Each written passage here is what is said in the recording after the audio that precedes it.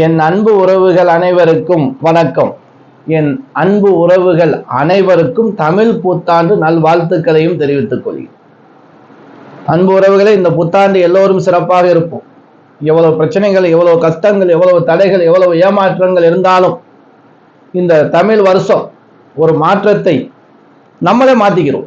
இப்படித்தான் இருக்கணும், வரவு செலவு இப்படித்தான் பண்ணணும். இது வரைக்கும் நம்ம ஏமாந்தாச்சு, கணக்கு வழக்கு சரியில்லாம கடன் ஆயாச்சு, ஒரு குடும்பத்தை சரியா நடத்துறதுக்கான வழி இல்லாம நம்ம கோட்டை விட்டுட்டோம். ஆனா இந்த புது வருஷம் நமக்கு ஒரு கெட்ட பழக்கம் இருக்கு, இதெல்லாம் மாத்திக்கிறதுக்கான அற்புதமான தமிழ் மாதம் இதாங்க.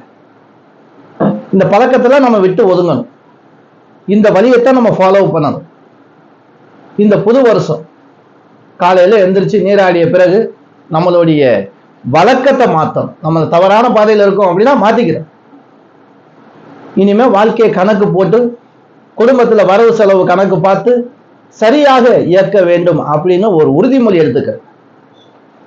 அப்படிப்பட்ட உறுதிமொழி எடுக்கிறதுக்கு உங்களுடைய குலதெய்வத்தை வேண்டி பிரார்த்தனை பண்ணிக்கிறீங்க. எல்லாம் மனக்கட்டுப்பாடு தான்.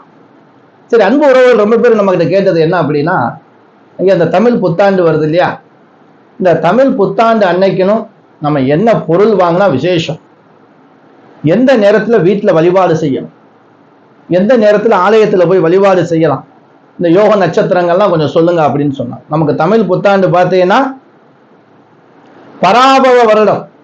தமிழ் வருடம் இது பராபவ வருடம், ரொம்ப விசேஷமான வருடம்.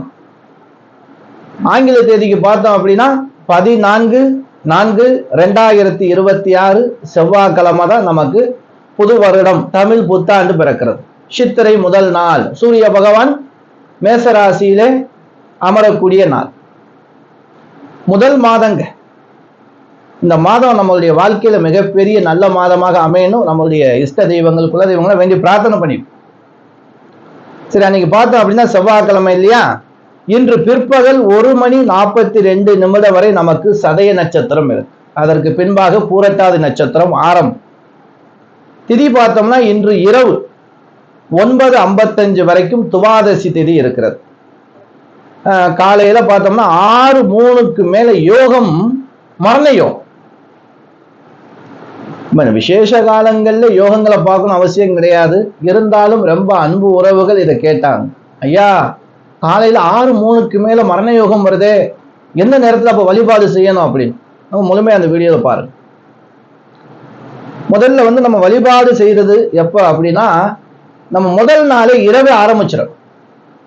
ஏன்னா அன்னைக்கு தான் நீங்க செவ்வாய்க்கிழமை தான் காலையில எழுந்திரிச்சு பூஜை ரூமை சுத்தம் பண்ணிட்டு சாமி அப்பதான் பூ பொட்டுலாம் வச்சுட்டு இருந்தா வேலைக்கு ஆகாது. அதாவது 13ஆம் தேதி இரவு நீங்க சாப்பிட்டு தூங்க போற நேரம் இருக்கு இல்லையா, அந்த நேரத்துல என்ன செய்யுங்க, நீங்க பூஜை அறையை சுத்தம் செய்து அந்த சுவாமிகளுக்கு சந்தனம் போட்டு குங்குமம் இட்டு பூ கூட பிரிச்சுட்டு வச்சுக்கலாம், காலையில போட்டுக்கலாம் சீக்கிரமா. ஏன்னா அந்த முக்கணி காணுதல் அப்படின்னு இருக்கு இல்லையா, அதை நம்ம காலையில எந்திரிச்சவளதான் அது முகத்துலதான் நம்ம முழிக்கும். அப்ப நமக்கு என்ன தேவை, முன்கூட்டியே நம்ம பழங்கள் வாங்கி வச்சுக்கிறோம். இந்த முக்கணிங்கிறது மாம்பழம், பலாப்பழம், வாழைப்பழம், கண்டிப்பா இது கிடைக்கும். இல்லை அப்படின்னா நம்மளால என்ன முடியுதோ ஒரு ஆப்பிளோ மாதுளையோ சாப்பிடக்கூடிய ஒரு 5 வகை பழம் கூட நீங்க வாங்கி வச்சுக்கிறோம். அந்த முக்கணிங்கிறது வாழைப்பழம், மாம்பழம், பலாப்பழம் கிடைச்சா ரொம்ப விசேஷம். ஒரு தாம்பாள தட்டுல ரெடி பண்ணிக்கிறோம், ஒரு 2 வாழை இலை வாங்கிக்கிறோம். அந்த வாழை இலையை விரிச்சு இந்த முக்கணி பழங்களை வச்சிருங்க. அதோடு சில்லற நாணயம், ரூபா நோட்டு. இப்ப தங்க வெள்ளிலாம் வாங்குற மாதிரி இல்லை நிலவரம், ஏன்னா அந்த அளவுக்கு விலைவாசியெல்லாம் அதிகமா போகுது. வாங்க முடியும்னா உங்க சக்திக்கு ஏற்றவாறு ஏதாவது வாங்கினீங்க அப்படின்னா அதையும் இங்க வச்சுக்கிறீங்க. இல்ல ஏற்கனவே பழசு இருக்கு உங்ககிட்ட அப்படின்னா அதை பன்னீர்லயோ தண்ணீர்லயோ அலம்பிட்டு அதையும் அந்த தட்டுல வச்சுக்கிறீங்க. மெயினா அந்த இடத்துல வெற்றிலை களிப்பாக்கு இருக்கும். அதுக்கப்புறம் இந்த கொம்பு மஞ்சள் இருக்கு இல்லையா, கிழங்கு மஞ்சள் சொல்லுவோம். கொம்பு மஞ்சள் வைக்கலாம், கிழங்கு மஞ்சள், குண்டு மஞ்சளும் வைக்கலாம். வெற்றிலை மேலேயே வச்சுக்கிறோம். ஒரு 2 மஞ்சள் இருந்தா போதும். ஒரு இலுமச்சங்கனி இல்லைன்னா 2 இலுமச்சங்கனி கூட வச்சுக்கலாம். கண்ணாடி முக்கியங்க. புதுசா நம்ம வாங்கக்கூடிய பொருள் பார்த்தீங்கன்னா மஞ்சள் குங்குமம் கண்டிப்பாக வாங்கணும், புதுசா வாங்கணும். இதெல்லாம் நம்ம காலையில போய் வாங்க முடியுமா? முடியாது. முதல் நாளே நீங்க வாங்கிருங்க. திங்கக்கிழமை அன்னைக்கு நம்ம இப்ப சொல்லுவோம் பொருள் தான், என்னென்ன பொருள் வாங்கினா விசேஷம் அப்படின்னா அந்த பொருளை வாங்கி வச்சுக்கிறோம்.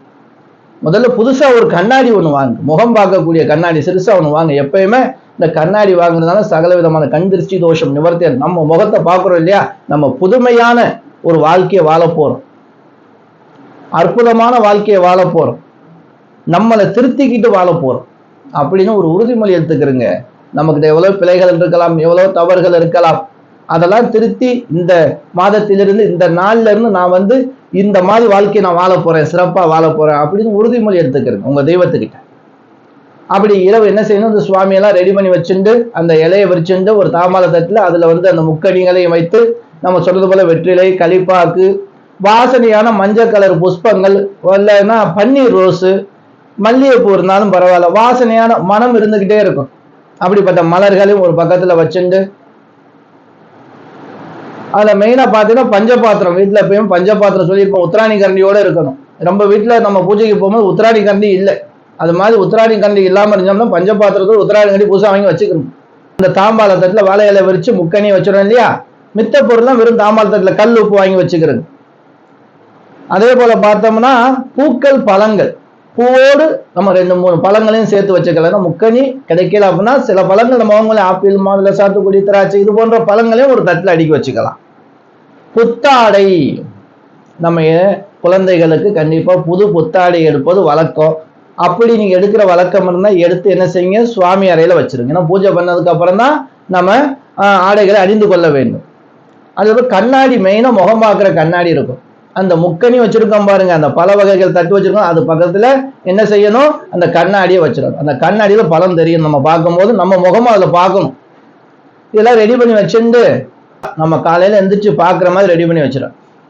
அப்புறம் நம்ம போய் தூங்க வேண்டியது, இது எங்கே பூஜையில வச்சிருமா, நம்ம போய் தூங்கிடலாம். காலையில எழுந்தவுடன் அப்படியே நேரம் முதல் பார்வையாக உங்க கண்ணை எங்க பார்க்கணும், அந்த முக்கணி மீது பார்க்க வேண்டும், முக்கணி காணுதல். அப்புறம் அந்த கண்ணாடியை பார்க்கணும், உங்க முகத்தை சந்தோஷமா இன்று நாள் முதல் இருக்கணும், கஷ்டங்கள் எல்லாம் நீங்கணும், துன்பங்கள் எல்லாம் விலகணும், பிரச்சனைகள் வரக்கூடாது, மங்களகாரியம் சிறப்பா நடக்கணும், சுபகாரியம் சிறப்பா நடக்கணும், நல்லதை பத்தியே நினைங்க, நல்லதை பத்தியே சொல்லும். அதன் பிறகு நீங்க போய் நீராடிட்டு வரணும். வந்ததுக்கு பிறகு வீட்டுல விளக்கு கொளுத்தி வச்சு வழக்கம் போல நீங்க சுவாமிக்கு ஏதாவது பாலோ பாயாசமோ ஏதாவது நிவேதானம் இருந்தா அதை நிவேதானம் படைச்சு சுவாமிய கற்பூர தீபம் காலையில 6 மணி 3 நிமிஷத்துக்குள்ள காட்டி முடிச்சிடும். இப்படி இந்த பொருள்களை வச்சு நம்ம 6 மணி 3 நிமிஷத்துக்கு மாதிரி பூஜையை முடிச்சிடும். வீட்டுல தீபாரணை காட்டிடணும். இல்லைங்க எங்களுக்கு பசங்கள்லாம் எந்திரிக்கிறதுக்கு லேட் ஆகும் அப்படின்னா நீங்க 6 மணிக்கு மேலையும் 7 மணிக்குள்ளாகவும் செய்யலாம், செவ்வாய் ஓரையில செய்யலாம். அதுக்கு பிறகு நம்ம பார்த்தோம் அப்படின்னா இந்த காலையில பார்க்கக்கூடிய நேரம் பார்த்தீங்கன்னா காலையில 4:40 இருந்து 6:03 நம்ம இந்த கனி காணுதல் பார்த்துறோம் இல்லையா. இந்த புத்தாண்டு பிறக்கக்கூடிய நேரமே காலையில 8:15 இருந்து 9:39 தான் இந்த புத்தாண்டு பிறக்குது. இதுவும் யோகத்தை பார்த்தா மரண யோகத்தை தான் பிறக்குது. அதனால மரண யோகங்கிற பயப்படுறதுக்கான யோகம் இல்லை, அதுவும் யோகம்தான், நல்லது செய்யும், சுபகாரியம் செய்ய மாட்டாங்க. இதுல சாஸ்திர சம்பிரதாயப்படி சுபகாரியம் செய்யறதுக்கு அந்த யோகம் உகந்தது இல்லை அப்படின்னும் தவிர்க்கப்பட்ட யோகம் இது.